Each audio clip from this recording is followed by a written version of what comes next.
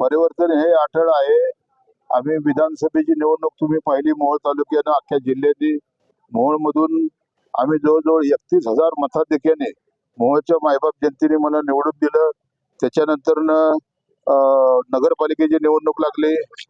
नगरपालिकेच्या निवडणुकीत तुम्ही पाहिलं किती मोठ्या प्रमाणामध्ये लक्ष्मी दर्शन केलं करून सुद्धा, पक्ष बदलून सुद्धा जवळजवळ 9 नगरसेवक आणि नगराध्यक्ष सहित नगरपालिकेवरती आमचा झेंडा आम्ही फडकवला.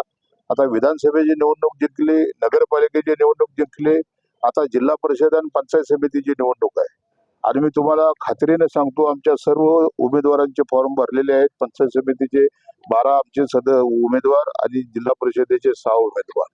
तर आमच्या या निवडणुकीमध्ये कितीही काही केलं, कसलाही तुम्ही लक्ष्मी दर्शन घडवलं, तर मी तुम्हाला आज सांगतो, राजन पाटलाचा टांगा पट्टी केल्याशिवाय हा आमदार राजू खरे स्वस्थ बसणार नाही. बरोबर आहे, परंतु अशा पद्धतीनं मध्ये प्रवेश केलेला आहे आणि त्याच्या पद्धतीने कंबरत असलेल्या आणि ताकदी करून लावलेल्या जी हार झालेली आहे ती परत भरून काढण्यासाठी त्याची कंबर द्यावी. योगा तुम्हाला सांगतो, मी 1990 ला वयाच्या 15व्या वर्षी शिवसेनेत प्रवेश केला आणि आज माझं वय 50 आहे.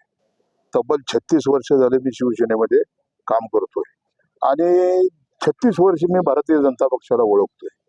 90 सालची कमळाबाई कशी होती आणि 2026 ची कमळाबाई कशी आहे हे जेवढं मला माहिती आहे तेवढं राजन पाटलाला माहिती नाही, लक्षात ठेवा. त्याच्यामुळे त्यांनी ऐका थोडं, त्यांनी भारतीय जनता पक्षात प्रवेश केला, विधानसभा हरले, मोहोळची नगरपालिका हरली. मोहोळच्या नगरपालिकेच्या अगोदर ते भाजपमध्ये गेले, आम्ही मोहोळची नगरपालिका जिंकली.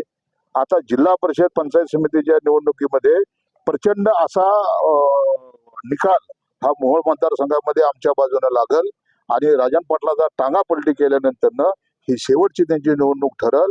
आणि मी आज तुम्हाला सांगतो की या निवडणुकीनंतर राजन पाटील भारतीय जनता पक्षाला सोडतील आणि अमेरिकेचे राष्ट्राध्यक्ष ट्रम्प यांना भेटून ते ट्रम्पच्या पक्षात जातील.